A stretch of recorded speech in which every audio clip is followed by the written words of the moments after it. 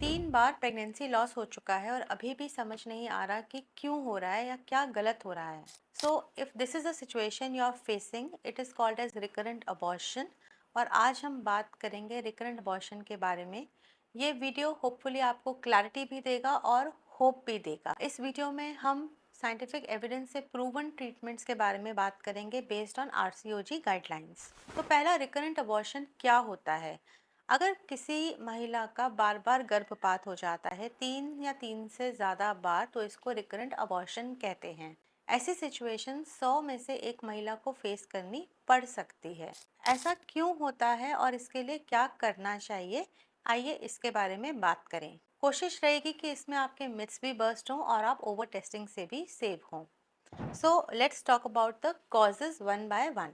Practical life में हम 2 losses के बाद भी इवैल्यूएट कर सकते हैं, स्पेशली अगर हमारे पास और रिस्क फैक्टर्स हैं। इवैल्यूएशन के बाद भी 50% केसेस में हो सकता है हमें एग्जैक्ट कॉज ना मिल पाए। इनको बोला जाता है अनएक्सप्लेन्ड।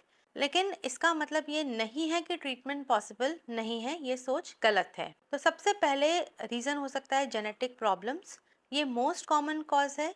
इसके लिए जो टिश्यू होता है उसकी जेनेटिक टेस्टिंग कराई जाती है and depending on the report couple को भी जेनेटिक टेस्टिंग की एडवाइस करी जाती है। यूट्रस के अंदर कुछ प्रॉब्लम हो सकती है जैसे कि septum, then uncontrolled diabetes, uncontrolled thyroid problem, then there is a condition called as APLA, anti phospholipid antibody syndrome. इसके लिए आपको टेस्ट एडवाइस किए जा सकते हैं। लाइफस्टाइल फैक्टर्स जैसे smoking, obesity, these can also contribute. There is a very big role of immunological factors coming up in cases of unexplained miscarriages. जैसे organ transplant cases में होता है ट्रांसप्लांट रिजेक्शन, उसी तरीके से अगर मैं समझूं तो हमारी बॉडी उस बच्चे के, हमारी ही इम्यूनिटी उस बच्चे के अगेंस्ट काम करके उसको रिजेक्ट कर रही है, इस वजह से गर्भपात हो जाना। तो ये कुछ रीजंस होते हैं अराउंड विच हमारी टेस्टिंग बेस्ड होती है। तो जब हम टेस्ट की बात करते हैं, आपका sugar, thyroid, APLA panel, uterus की मोफोलॉजी देखना, ये टेस्ट आपको एडवाइस किए जाते हैं। सिलेक्टेड केसेस में जेनेटिक स्क्रीनिंग के लिए भी कहा जाता है। एक commonly advise test TORCH recurrent abortion के केसेस में एडवाइस नहीं किया जाता है। टॉर्च एक सिंगल अबॉर्शन का कॉज तो हो सकता है पर रिकरेंट का नहीं हो सकता है। Then comes to the treatment. Treatment depends on the cause. अगर आपका वजन ज़्यादा है, आपको वेट लॉस के लिए कहा जाता है।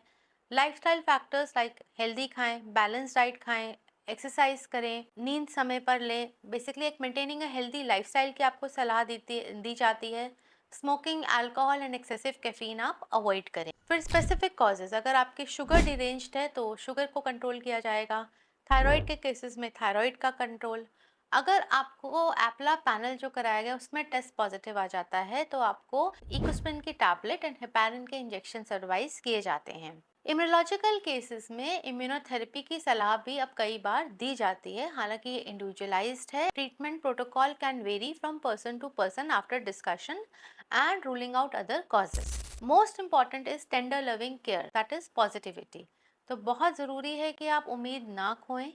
प्रेगनेंसी के दौरान आपको देखभाल मिले, सपोर्ट मिले, आप पॉजिटिव रहें। डिस्पाइट रिकरेंट अबॉर्शंस 4 में से 3 महिलाओं को लाइव बर्थ यानी एक बच्चा मिल जाएगा, which is a very good number. Hope कभी भी मत खोएं। अगर आप इस प्रॉब्लम से सफ़र कर रहे हैं, बार बार गर्भपात फेस करना पड़ रहा है, तो पैनिक ना करें, सही इवैल्यूएशन कराएं।